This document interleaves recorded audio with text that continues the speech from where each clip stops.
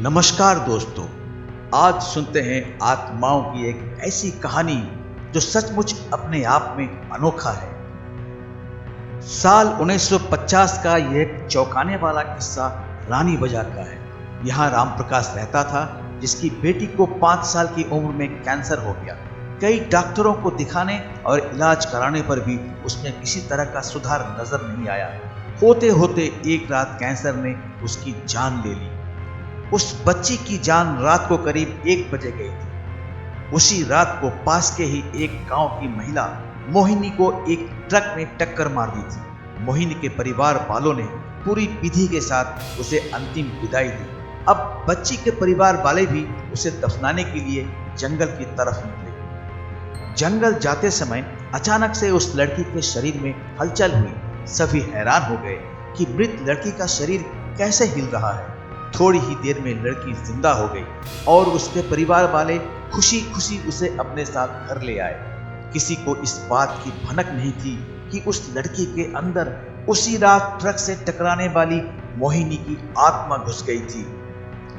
बच्ची जब से मौत से लौटकर आई थी, तब से ही उदास और चुपचाप एक कोने में बैठी रहती थी। एक दिन उसकी माँ ने उसे खुद अपने हाथों से खाना खिलाया और मामा के घर लेकर जाने की बात कही। खाना खिलाकर उसे अच्छे से तैयार करके वो उसे अपने मायके ले गई। रास्ते में वो बच्ची जैसे ही उस ट्रक के हादसे वाली जगह पहुंची, तो उसने अपनी माँ को कहा कि मेरा गांव इधर है। माँ ने उसकी बातों पर बिल्कुल गौर नहीं किया और उस बात को हंसी में टाल दिया। कुछ ही देर में वो अपनी बेटी के मामा यानी अपनी भाई के घर पहुंच गई। 1-2 दिन बाद मामा जी के घर के आसपास ही बच्ची के अंदर घुसी मोहिनी को अपनी पड़ोसन सिमरन दिखी। उसने जोर से उसे नाम से पुकारा। सिमरन ने पलट कर देखा तो एक छोटी सी बच्ची थी।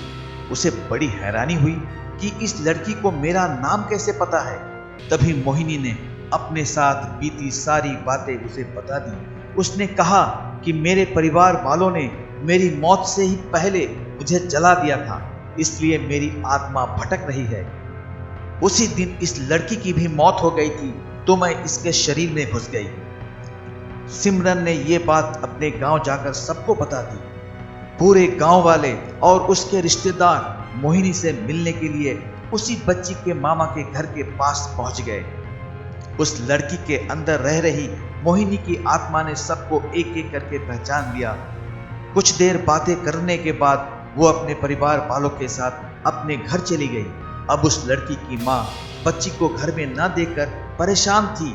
जब उसे पता चला कि वो कुछ लोगों के साथ दूसरे गांव गई है, तो वो उसे बुलाने के लिए चली गई।